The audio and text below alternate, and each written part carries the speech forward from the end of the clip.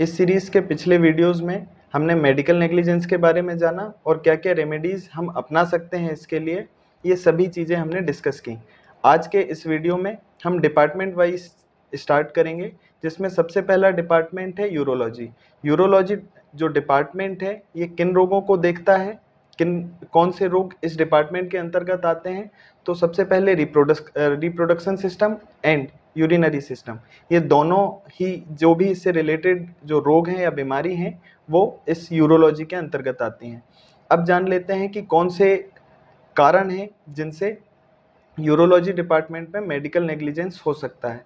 तो सबसे पहले प्रशिक्षण या फिर एक्सपीरियंस की कमी, या फिर सही उपकरणों का उपलब्ध ना होना, सही दिशा निर्देशों का पालन नहीं करना, जो एमसीआई के द्वारा गाइडलाइंस दी गई हैं उनका पालन ना करना, इनडिसिप्लिन, ये सभी रीजंस हैं जो मेडिकल नेग्लिजेंस में आते हैं। अब बात करते हैं यूरोलॉजी में कौन कौन सी लापरवाही हो सकती हैं। तो सबसे पहले सर्जिकल एरर कुछ हो सकती हैं। इसके अलावा आपका डायग्नोसिस है वो डिले हो सकता है, या फिर आपके ट्रीटमेंट में गलत तरीके से शुरुआत की जा सकती है। पहले आ जाते हैं सर्जिकल एरर में। सर्जिकल एरर जैसे यूरोलॉजी डिपार्टमेंट में kidney stone, bladder stone, UTI infection का बढ़ जाना, इसके अलावा जो भी स्टोन्स की प्रॉब्लम है यूरिनरी ट्रैक्ट से रिलेटेड, वो सभी यूरोलॉजी में आती हैं।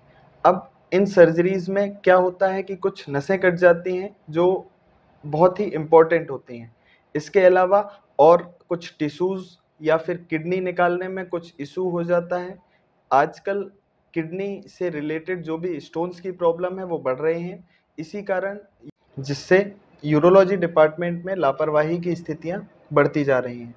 अब जान लेते हैं कि मान लीजिए आप किसी यूरोलॉजी डिपार्टमेंट से जूझ रहे हैं या मेडिकल नेग्लिजेंस के शिकार हो चुके हैं, तो आप क्या कर सकते हैं।